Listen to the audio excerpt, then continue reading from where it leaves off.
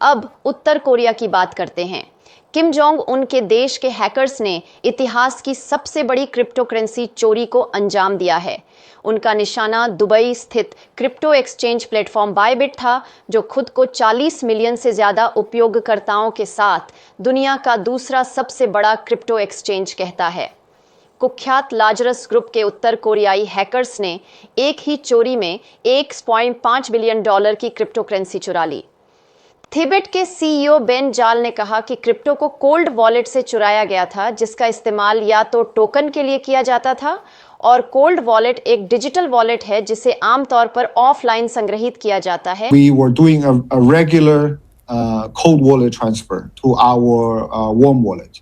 So we typically do this type of transfer every 3 weeks, 2 to 3 weeks, depends on what is the balance that we have in our hot wallet. और इसलिए माना जाता है कि यह अधिक सुरक्षित है।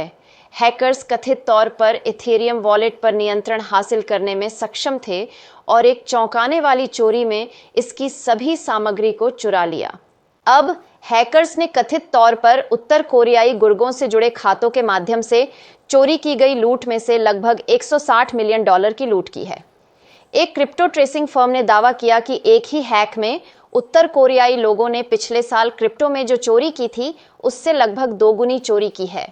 2024 में उत्तर कोरिया ने कथित तौर पर क्रिप्टो में अनुमानित 814 मिलियन की चोरी की। 2022 में क्रिप्टो में यह संख्या अनुमानित 1.7 बिलियन थी। 2017 से अब तक उत्तर कोरियाई हैकर्स ने अनुमानित $3 बिलियन मूल्य की क्रिप्टो चोरी की है। एक रिपोर्ट में संयुक्त राष्ट्र के अन्वेषक ने कहा कि चुराई गई क्रिप्टो मुद्रा का उपयोग उत्तर कोरिया के परमाणु और बैलिस्टिक मिसाइल कार्यक्रमों को वित्तपोषित करने के लिए किया जा रहा है। इसके अलावा माइक्रोसॉफ्ट की एक रिपोर्ट में भी इसी तरह के दावे किए गए हैं। 2023 में व्हाइट हाउस के एक अधिकारी ने कहा कि उत्तर कोरिया के मिसाइल कार्यक्रमों में से लगभग आधे को ऐसे डिजिटल डकैतियों से वित्त पोषित किया गया है। उत्तर कोरिया को अपने मिसाइल कार्यक्रमों के कारण कठोर प्रतिबंधों का सामना करना पड़ रहा है। इसके बावजूद प्योंगयांग अपने परमाणु और बैलिस्टिक मिसाइल बुनियादी ढांचे का विकास जारी रखने में सक्षम रहा है। अब उत्तर कोरिया में हुई हैकिंग की श्रृंखला अमेरिकी राष्ट्रपति डोनाल्ड ट्रंप के लिए प्रारंभिक परीक्षा बन गई है। इस बीच जांचकर्ता बायबिट से चुराए गए $1.5 बिलियन में से कुछ को रोकने की कोशिश कर रहे हैं।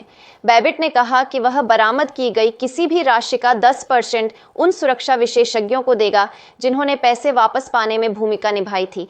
बिडेन ने यह भी कहा कि रिकॉर्ड उच्च हमले के बाद उसने अपने भंडार को पुनः प्राप्त कर लिया है, आपातकालीन निधि के माध्यम से लगभग 447,000 ईथर टोकन सुरक्षित करके।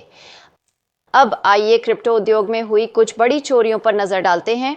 अगस्त 2021 में हैकर्स ने पॉलीनेक्स नेटवर्क से लगभग $610 मिलियन चुरा लिए, जो एक ऐसा प्लेटफॉर्म है जो पीयर टू पीयर टोकन लेन देन की सुविधा देता है। मार्च 2022 में हैकर्स ने लोकप्रिय ऑनलाइन नाम एक्सी इन्फिनिटी से जुड़े एक ब्लॉकचेन प्रोजेक्ट से $540 मिलियन मूल्य की क्रिप्टो करेंसी चुरा ली।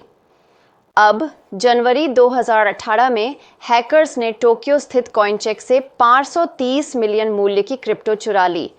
चोरों ने कॉइनचेक के हॉट वॉलेट में से एक पर हमला किया।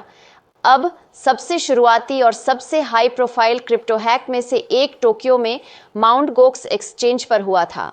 माउंट गोक्स से 2011 और 2014 के बीच लगभग $500 मिलियन की चोरी हुई थी, जो उस समय दुनिया का सबसे बड़ा क्रिप्टो एक्सचेंज था। पिछले महीने विकेंद्रीकृत वित्त साइट वर्महोल पर $320 मिलियन की चोरी हुई थी। जाहिर है क्रिप्टो उद्योग को कई चोरियों का सामना करना पड़ा है। उनमें से कुछ चोरियां कुछ द्वीप देशों के सकल घरेलू उत्पाद जितनी बड़ी हैं। अब इससे ग्राहकों के धन की सुरक्षा के बारे में कुछ गंभीर प्रश्न उठ खड़े हुए हैं।